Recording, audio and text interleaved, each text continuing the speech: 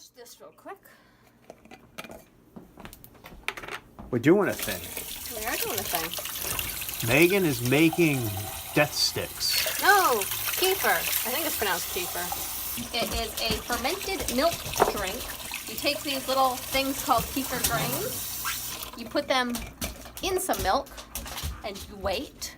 And then when the waiting is up, you strain the little bacteria clumps out of the milk, and you drink it. I have a clean jar. Wait, clean jar. I have my box. I'm going to open my box. It's arrived in the mail today. Hopefully Kefir is fine with being in 20-degree weather for most of the day. So, ta-da.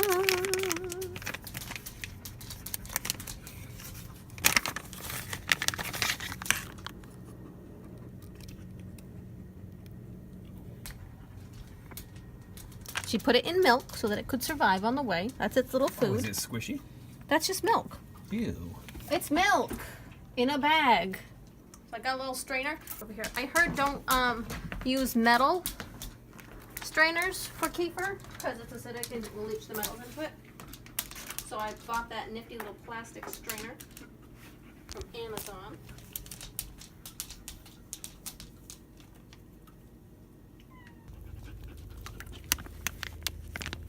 See?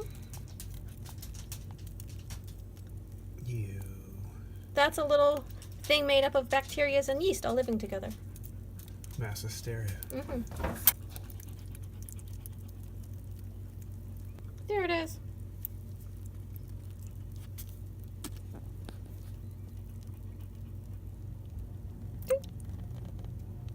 These are called kefir grains.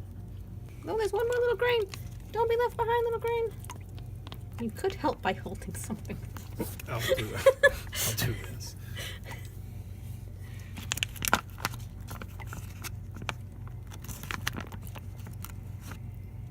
There. The last one.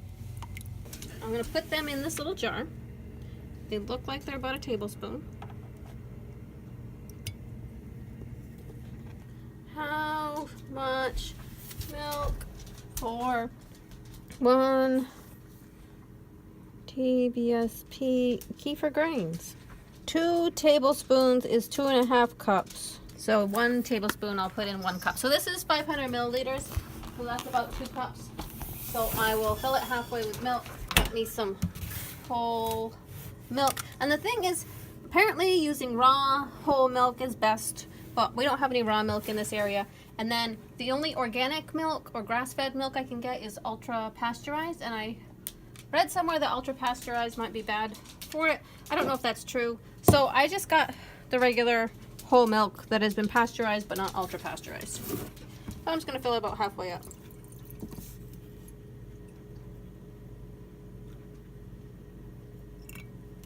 And I'm going to put the cover on but not tight, because it might release gases when it, you know, whatever it does. And then I'm just going to put it up in the cupboard. And then tomorrow night we will strain out the liquid and see if it tastes like kefir. Today is March 7th. Yes, today Okay. is the 7th. It's Thursday. It is So Thursday. you just, 2019. all you got to do is leave kefir grains in some milk for 24 hours and the next day you should have kefir. So let's see if I do. Buy milk and kefir.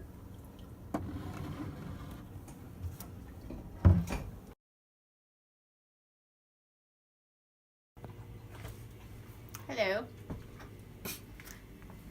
It's the next day, and The 8th. the 8th. I'm thinking this probably won't be kefir yet, now that I'm thinking about it, because it's only 66 degrees in here, so it might take us a couple of days. It smells like it's getting a little sour. That's not thick at all. See? Let me stir it up a little bit. So I'm just going to stir this. I'm going to leave it another day. We'll check it tomorrow night. After the hockey game. After the hockey game. Yeah, because it doesn't taste sour at all. It just tastes weird. 70 to 74 degrees to ferment properly. And it's only 66 degrees in here. So, We just got home, by the way. yeah. So I'm going to leave it here for another day. See what happens. And tomorrow, no matter what it is, I think I'll change the milk out. Because maybe this thing needs to become revived All right. after its long trip from Texas. It warmed up overnight apparently. Today is what? Saturday, Saturday. March 9th. March 9th. In the sun, it's actually 60 degrees, and then in the shade, that would be that thermometer. It's, how is it right now? It's 37 degrees It's outside. 37 degrees outside. Bean, don't give that back. What is he doing? He's eating a paper towel. Bean. Do you have no shame? See, it's separating into curds and whey there. It's all jiggly. Jiggly. So I got a little ceramic spoon. I'm going to stir it up so that I can... Smells yeasty. Oh, I'm going to get a little paper towel. And then I will put it through the strainer.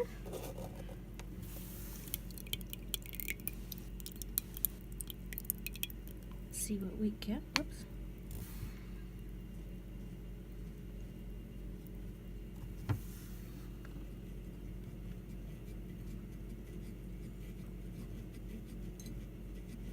Oh, some of it's leaking out.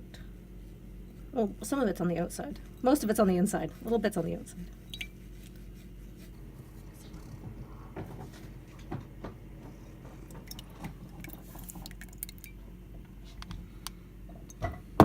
So I guess a strainer with larger holes might be beneficial.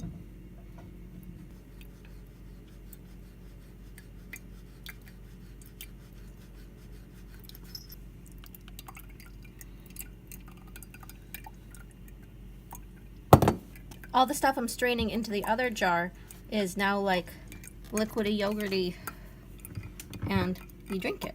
Oh. And then all these clumpy bits that I'm straining out, I put back into that jar. I'm gonna just give it a quick rinse. I'm gonna put back into that jar, put some more milk, put it back in the cupboard, and I'll have some more tomorrow. The point is to make the stuff that I'm putting in this jar, which is kefir, which is for eating. I've got the kefir grains left, and those will make more kefir for me for tomorrow. I'm gonna rinse out this jar real quick. All right, I'm gonna put these back in the jar.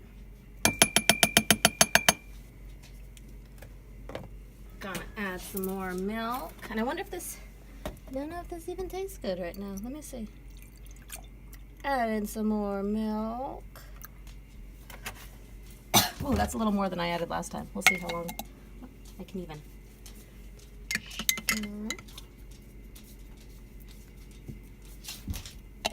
That might be too much milk. We'll see. I might take it off. I'll put it back into cupboard. It's a little bit grainy, I think, because it's separated. What say you?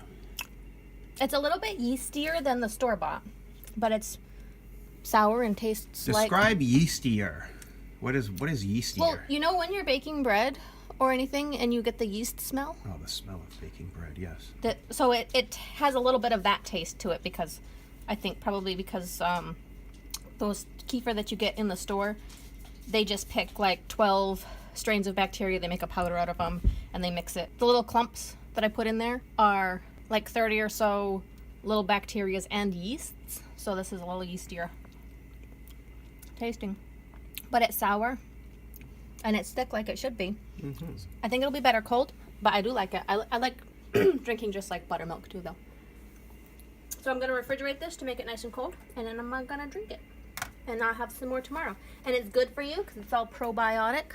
I got my kefir grains on Etsy. I just, so you can, if you go on Amazon, there's freeze-dried grains, and you have to reconstitute them. It comes with instructions. I don't exactly know what you have to do, but it seems to be a bit more of a process, and I saw one of the reviews, like, it was good for a bit, and then they had to do some stuff to help their grains. Like, it wasn't as strong as what they'd got online. So I just went for someone on Etsy who were selling the live grains, and she was just the first person that came up, and she sold like 500 or so of these things to people, it looks like. So figured she was all right. Yeah, if this works out, I'm gonna, and my grains multiply like they should, I'm going to give some to my sister. Hello, Heather. So she can make herself some kefir as well. Success. It worked.